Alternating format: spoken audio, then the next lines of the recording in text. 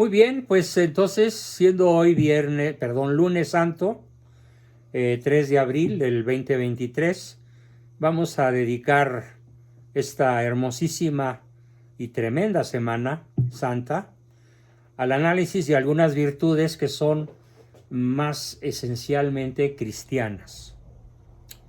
Y me voy a referir básicamente a la virtud de la piedad. Es una virtud muy poco conocida y cuando se habla de la piedad suele hablarse en términos que no se refieren realmente a esta virtud. Busqué en mi red y di con un autor maravilloso. Permítanme un segundo, voy a silenciar. Un autor que hace una tesis. ¿La oración, profesor? No. A ver, ahorita no participen sino hasta que yo dé autorización. La tesis se llama La virtud de la piedad en la Suma Teológica de Santo Tomás de Aquino. Es un apunte sobre la condición radical del hombre, del ser humano, ser hijo. El autor que voy a seguir en esta ocasión es un español de nombre José Antonio Senovilla García, que presenta su tesis doctoral en la Facultad Eclesiástica de Filosofía de la Universidad de Navarra. La virtud de la piedad en Santo Tomás de Aquino, fuentes y análisis textual, Pamplona 2002. Y bueno, agradezco a algún participante que me llamó la atención en un mensaje que alcancé a leer, de que no hemos rezado nuestra oración inicial. Muchas gracias, así que vamos a hacerla. Y agradezco el señalamiento. En el nombre del Padre, del Hijo, del Espíritu Santo. Padre nuestro que estás en el cielo, santificado sea tu nombre. Venga a nosotros tu reino. Hágase, Señor, tu voluntad, así en la tierra como en el cielo. Danos hoy nuestro pan de cada día, y perdona nuestras deudas, como nosotros perdonamos a nuestros deudores, y no nos dejes caer en tentación, mas líbranos del mal. Amén. Gloria al Padre, al Hijo y al Espíritu Santo, como era en un principio, sea ahora y siempre, por los siglos de los siglos. Amén. En el nombre del Padre, del Hijo y del Espíritu Santo. Y continuamos, sin poner pausa. Estaba diciendo entonces que encontré una tesis maravillosa del señor don José Antonio Senovilla García, y esta tesis tiene 6 capítulos. Vamos a utilizar no todo su material porque sería demasiado largo, pero sí lo más importante, que es lo que a mí me interesa, y que es la revisión sobre la virtud de la piedad. Él a su vez sigue a Santo Tomás de Aquino, así que no va a ser muy diferente de sesiones anteriores el tono, el matiz y los argumentos que, al derivarse de la Suma Teológica, nos aporte este señor José Antonio Senovilla García para presentar su tesis doctoral en la Universidad Eclesiástica de la Universidad de Navarra. Así que vamos primero a revisar las fuentes de la tradición griega respecto de la piedad, porque aunque haya sido una cultura pagana, asombrosamente, maravillosamente, los griegos practicaron la piedad, ¿sí? También vamos a ver las fuentes de la tradición latina, o sea, los romanos, que a pesar de ser un pueblo guerrero, era también un pueblo que nos legó el derecho romano, y que por lo tanto en su derecho romano tiene aproximaciones maravillosas a lo que es la virtud de la piedad. Esto por lo que toca al mundo pagano. Siempre recurro al legado pagano para reafirmar algo que yo me gustaría mucho que todos reafirmasen. México es heredero cultural de España, y España es la heredera cultural directa de la cultura grecolatina. Así que nosotros somos los nietos de Grecia y Roma, tanto en lo que tienen de grandioso y maravilloso, como en algunos de sus vicios, de los que ya habrá tiempo de platicar. Por ahora entonces nos vamos a concretar a la parte hermosa, a la parte bella, revisando qué pensaban los griegos sobre la piedad en términos de virtud, de arete, como ellos la llamaban, arete, virtud de excelencia, que conduce al hombre a la felicidad, así lo decían ellos, y las fuentes de la tradición latina o romana.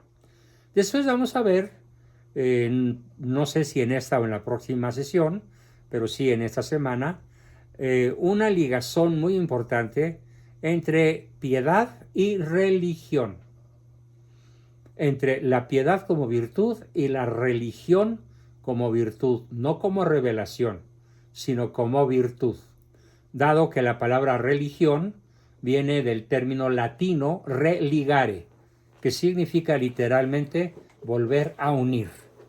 Y bueno, si hacemos justicia a la Semana Santa, pues Cristo es la liga. Cristo es, con su muerte, su pasión y su resurrección particularmente, el que nos religa por piedad divina con el Creador, con nuestro Padre Dios, con Papá Dios. Después veremos el asunto de la piedad y la caridad, ¿sí? Ya no la piedad y la religión, sino la piedad y la caridad. Para continuar con las manifestaciones y la extensión de la piedad, porque hay que entender muy bien a escala práctica cuáles son esas manifestaciones de la virtud de la piedad.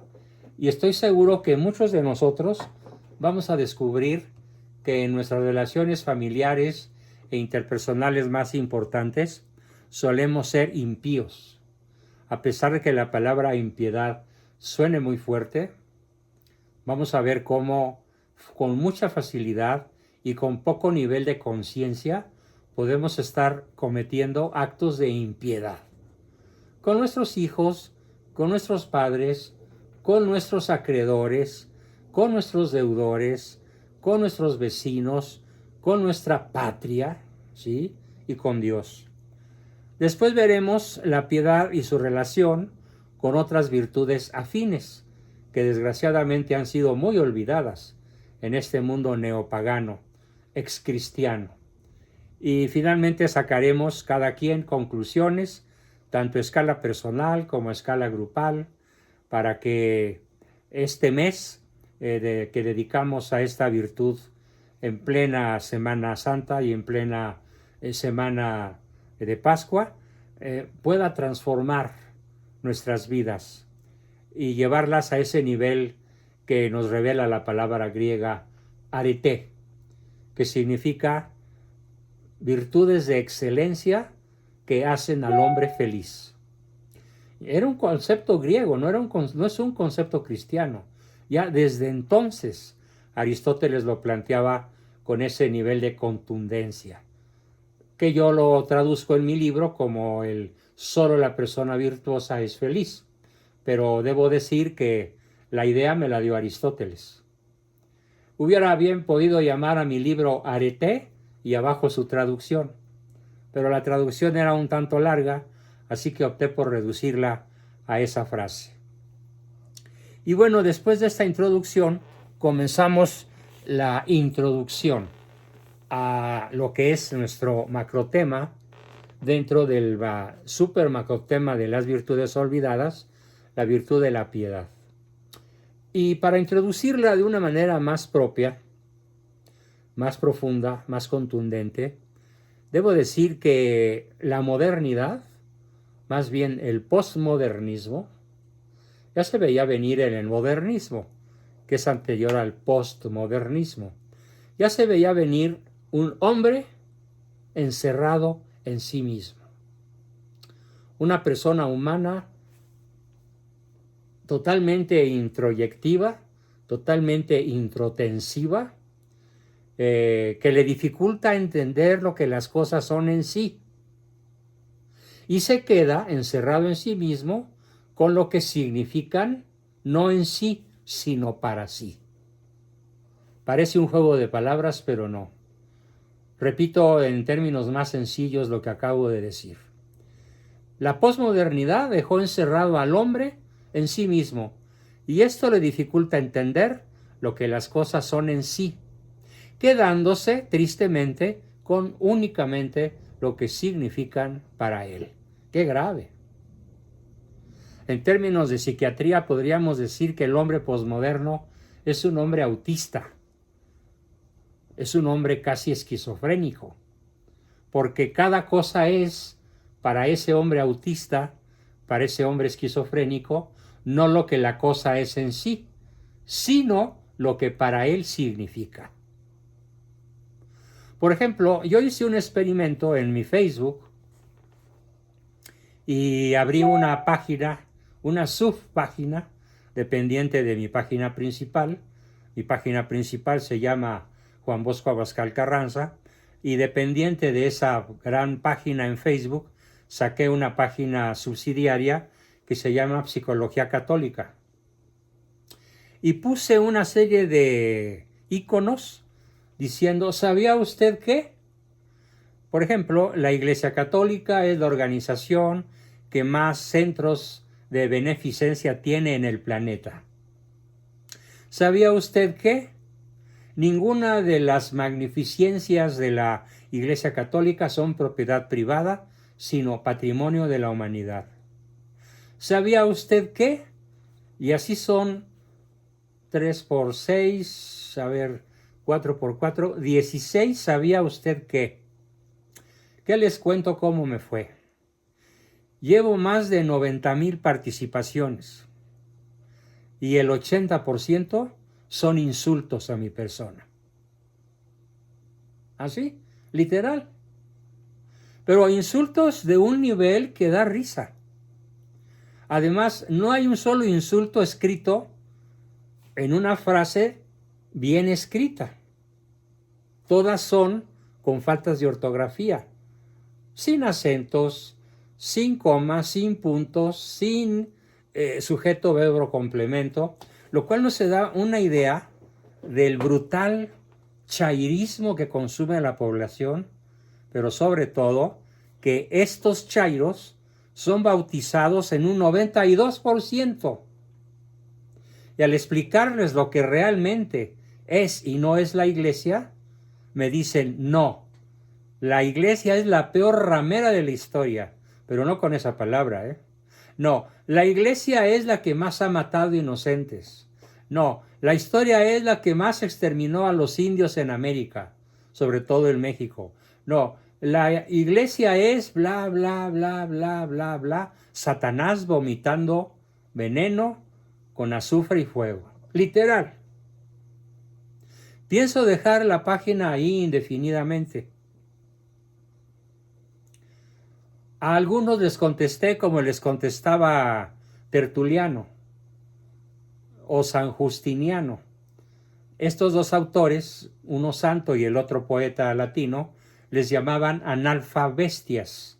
El término no lo inventé yo. Y este par de intelectuales, al hablar de este tipo de personas, les llamaban así, eres un analfabeta, pero no solo analfabeta, sino además lo bruto que eres te lleva a decirme que eres bestia, porque no piensas, parece que no tienes cerebro. Lo que yo hice fue dejar de contestar, porque además de que no me da tiempo de contestar la abrumadora cantidad de insultos, pues sigo haciendo como estadísticas. Esto nos lleva entonces a una triste conclusión, que es cierto lo que dice el autor de esta tesis, que cada uno de los 80% chairos que contestan lo que dicen creer acerca de la iglesia, los mantiene encerrados en sí mismos, impidiéndoles entender lo que la iglesia es en sí, y se quedan exclusivamente con lo que la iglesia significa para ellos. ¿Qué significa?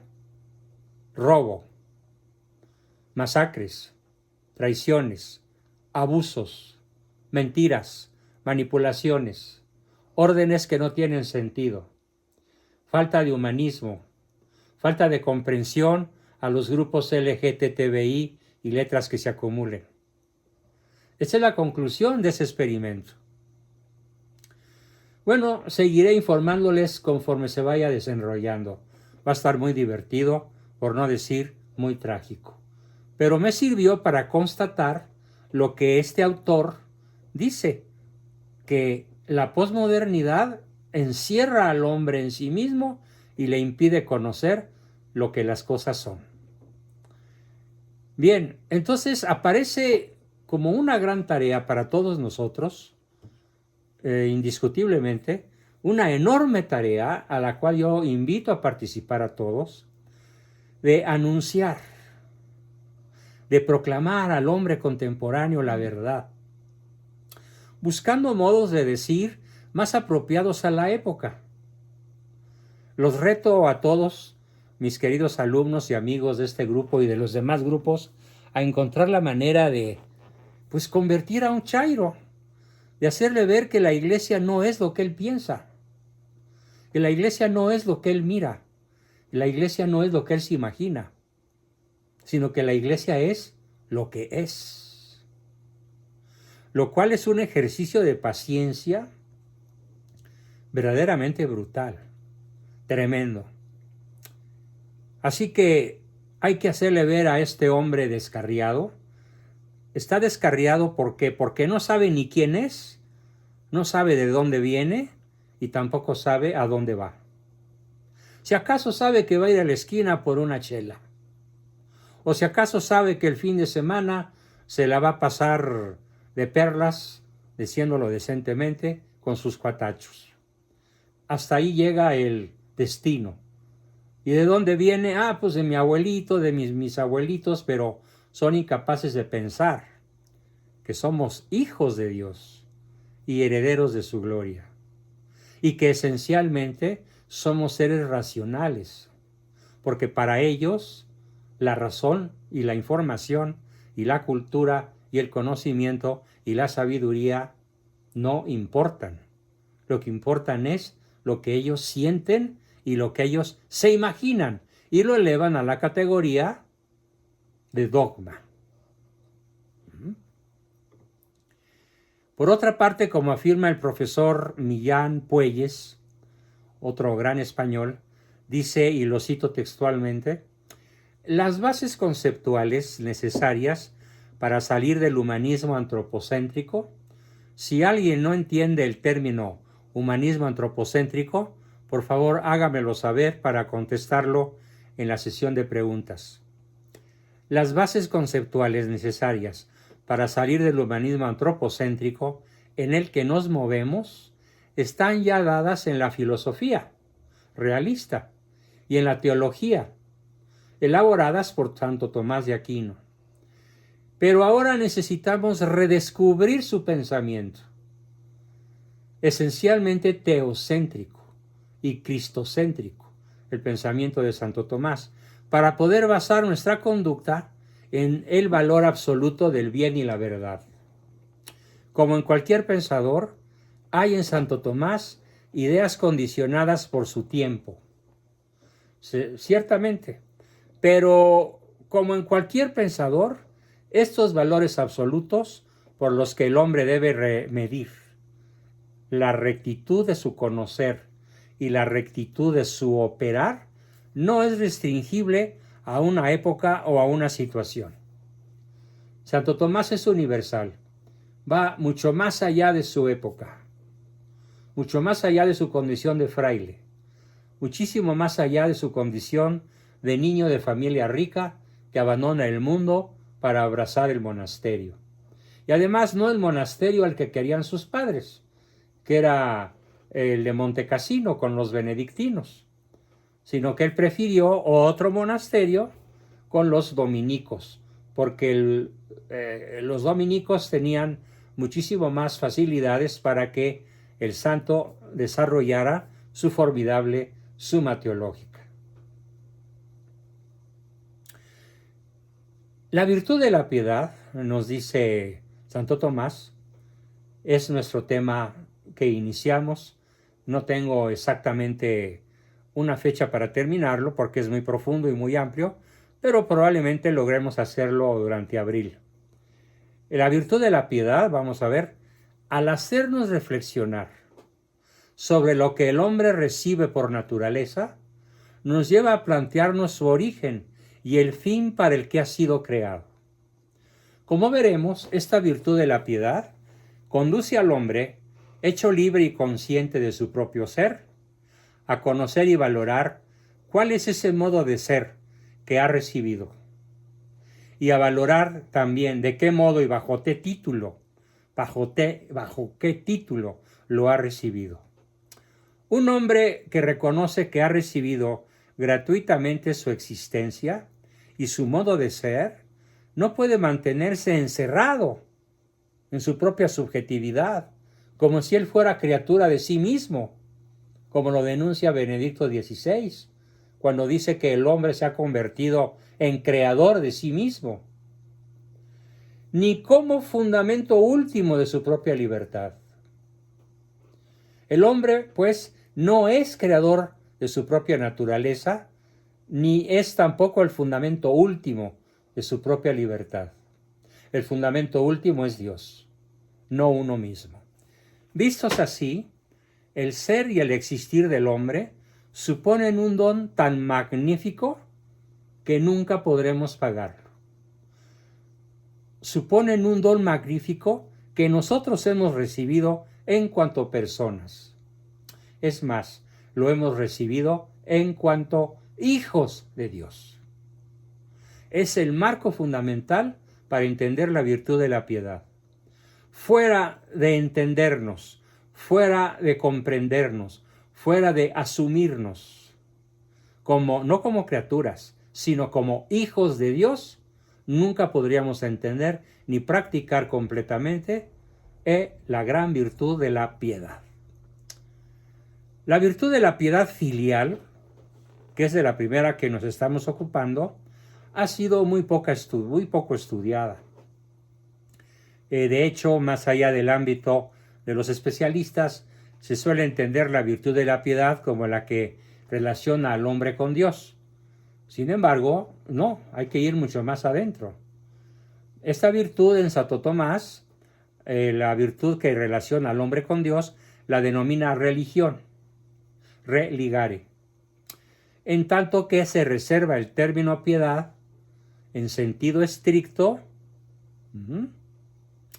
para aquel otro hábito magnífico que facilita la adecuada relación, fíjense muy bien, primero, del hombre con sus padres, segundo, del hombre con sus consanguíneos, tercero, del hombre con su patria, del hombre con las autoridades, del hombre con los maestros y también de la relación con sus prójimos o vecinos y desconocidos en general. Entrando ya aquí al orden de la caridad. La piedad y la caridad es uno de los temas que habremos de ver al final de esta magnífica virtud. Vamos a ver primero en esta sesión las fuentes. Vale la pena dar un homenaje, como lo decía yo hace unos minutos, a nuestro abuelo cultural, el mundo grecorromano.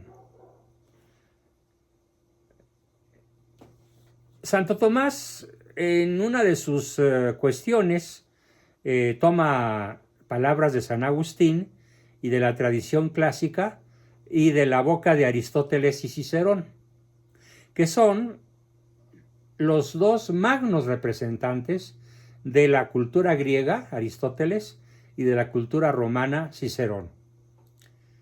Hay otros como Sócrates y Platón, por supuesto. Sin embargo, la figura de Aristóteles es refulgente de tal manera que opaca bastante tanto a Sócrates como a Platón.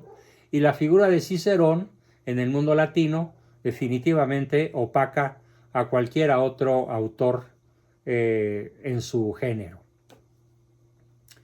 Después recoge de la tradición cristiana que el culto a los padres y a la patria se entiende ordenado dentro del culto por excelencia que se debe a Dios, aunque se pueda hablar de uno o de otro modo específico.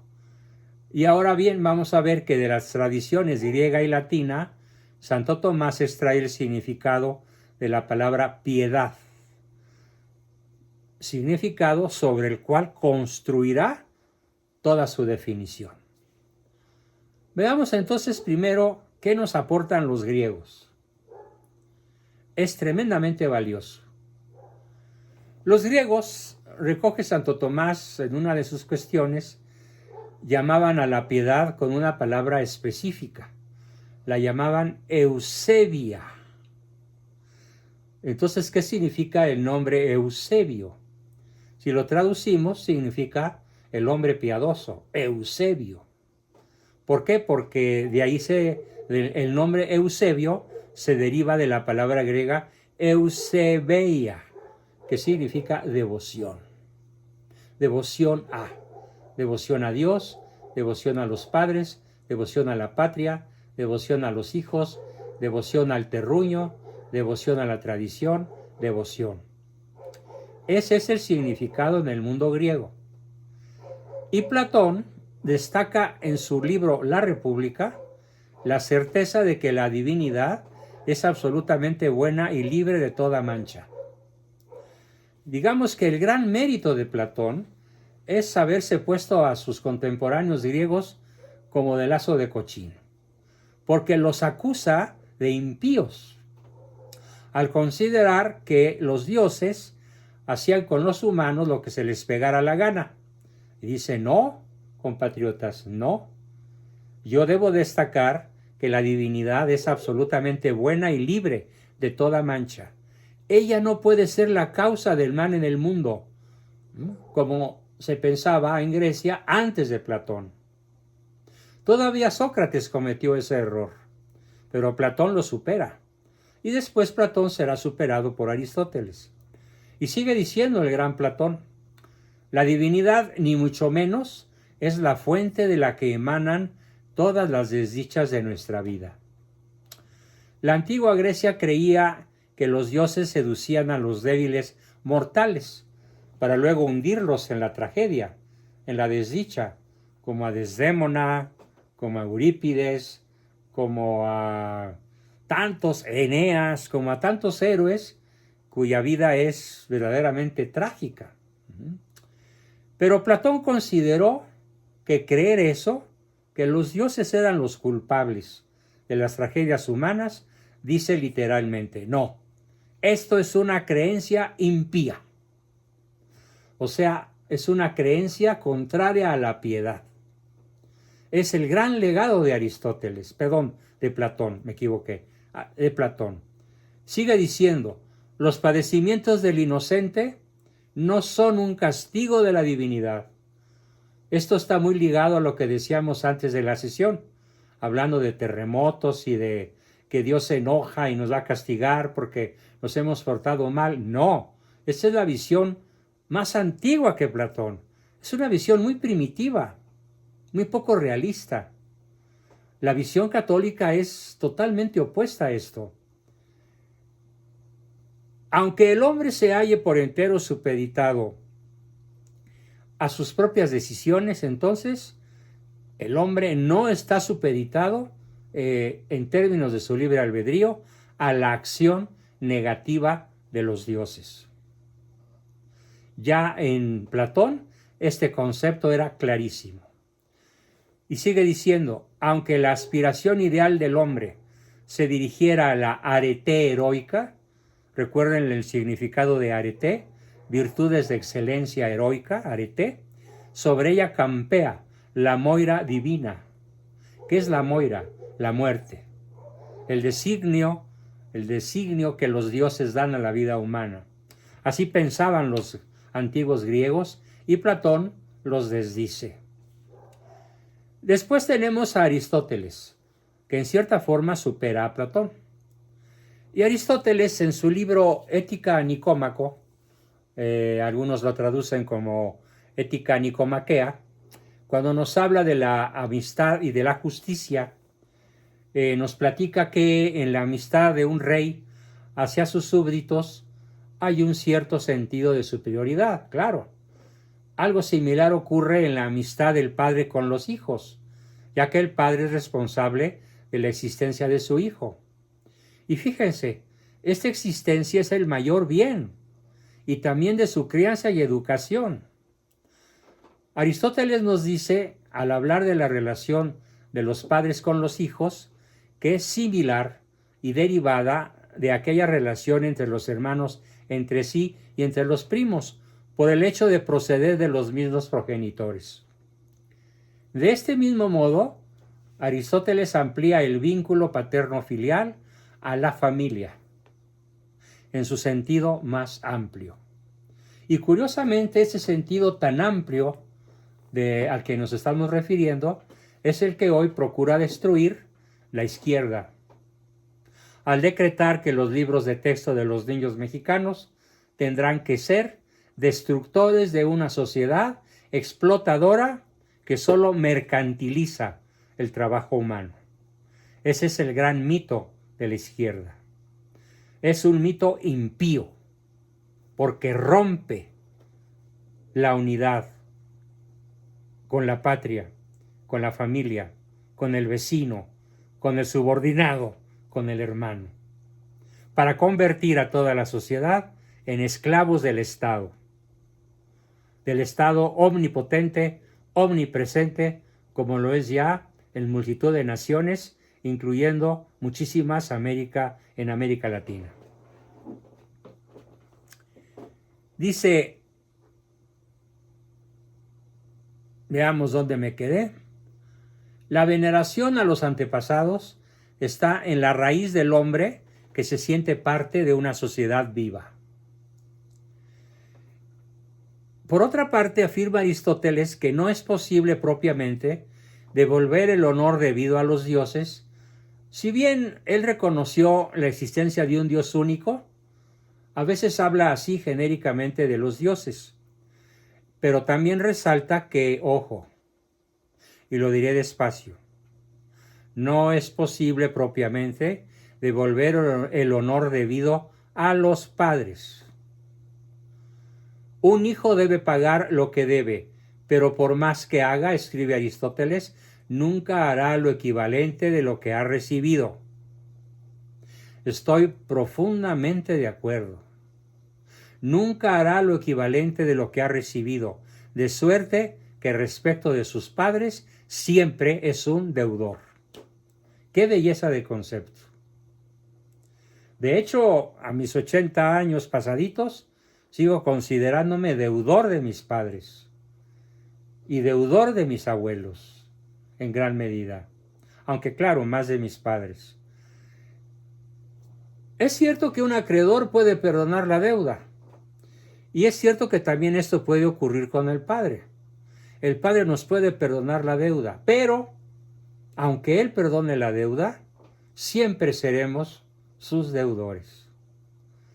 Porque la relación de los padres hacia los hijos es propiamente de donación gratuita. Nuestros padres se donaron entre sí gratuitamente para tenernos abiertos a la vida, para comunicarnos el don de la vida, que nos hace hijos de Dios y herederos de su gloria, si queremos, claro. Entonces, esta relación de los padres hacia los hijos nos invita al reconocimiento y a la veneración, dentro de una respuesta libre, pero colmada de gratitud. Esto ya es una exhortación. Aristóteles amplía de este modo el concepto de piedad que tenían sus antecesores en Grecia. Lo amplía a los padres en cuanto tales y en cuanto educadores, y en cierta forma lo extiende a los demás parientes, en cuanto proceden de la misma raíz paterna, y por el mismo motivo lo hace extensivo a los antepasados. Por eso los griegos y los romanos tenían un culto piadosísimo, y lo llamaban pro aris et phosis, que es el lema de la editorial que mi padre fundó. Pro aris et focis significa por los altares y por nuestra estirpe. Y en lenguaje católico, por Dios y por la patria. Pero el pro aris et foces en latín es prácticamente intraducible. Entonces hay que entenderlo como por los antepasados y por los altares. Aris es altares. Focis es antepasados. El lema que escogió mi padre para nuestra editorial Tradición, yo lo veo insuperable. En resumen, para la Grecia clásica, la piedad filial es una virtud básica en la conformación de toda sociedad humana, porque conecta al hombre con sus orígenes, tanto en el plano familiar como en el plano social. Quien es capaz de reconocer y respetar su origen, quienes de nosotros seamos capaces de reconocer y respetar nuestro origen, estará más cerca de ser capaz de transmitirlo a los demás ciudadanos y a las generaciones futuras, a nuestros hijos y a nuestros nietos y, por qué no, a nuestros bisnietos, sobre todo aquellos de nosotros que estamos muy cerquita de ser ya bisabuelos. Bien, eso fue entonces el resumen de la aportación de la Grecia clásica. Por eso los grandes teólogos y filósofos cristianos como Santo Tomás, sin ir más lejos, llaman a Aristóteles, a Sócrates y a Platón los tres grandes filósofos precristianos, de ADN cristiano. Aunque obviamente cuando Cristo nace, ellos ya tenían 3 o 4 siglos de haber sido enterrados. Alcancemos a ver un poco de las fuentes de la tradición latina. Veamos. El término latino pietas, así se pronuncia en latín, es muy rico en contenidos. Este vocablo latino, pietas, ha tenido continuidad en todas las lenguas romances. ¿Cuáles son las lenguas romances? Las que se originan del romano, del latín, que son el español, el francés, el inglés, el italiano y el rumano. Y digo rumano para sorpresa de muchos. Son las 5 lenguas romances. Y las 5 lenguas romances o románicas asumen el término pietas. Las 5, con diferentes exposiciones fonéticas, según se trate de italiano, pietà, del español piedad, del francés merci, y no sé cómo se diga en rumano. El vocablo ha tenido continuidad pues en todas las lenguas romances y también en aquellas que, como el inglés y el alemán, han recibido poderosos influjos de la cultura latina. De este modo, bueno, de hecho en inglés es pity, ¿sí? Piedad, pity. De este modo la tradición ha pasado también a la lengua castellana. Etimológicamente veamos qué significa pietas, pietatis, nombre latino de la tercera declinación. Es un sustantivo femenino emparentado con el adjetivo pius. Entonces, pietas significa sentimiento, abro comillas en sentimiento, que hace reconocer y cumplir todos los deberes hacia los dioses, la patria, los hijos, los hermanos, etcétera, etcétera, etcétera. Repito el bellísimo concepto. Pietas, pietad, pietà, etcétera, en todas las lenguas romances, significa sentimiento que hace reconocer y cumplir todos los deberes hacia Dios, los padres, la patria, etcétera, y es un larguísimo etcétera.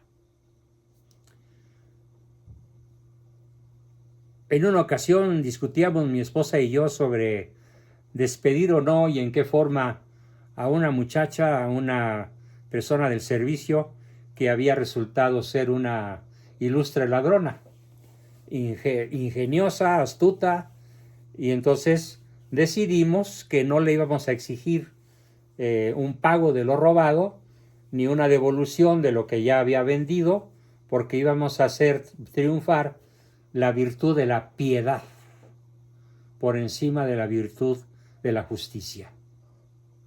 Y quedó impune, pero con el paso de los años, ella nos vino a buscar, a agradecer y en cierta forma a pagar el acto de piedad que años antes habíamos tenido con ella.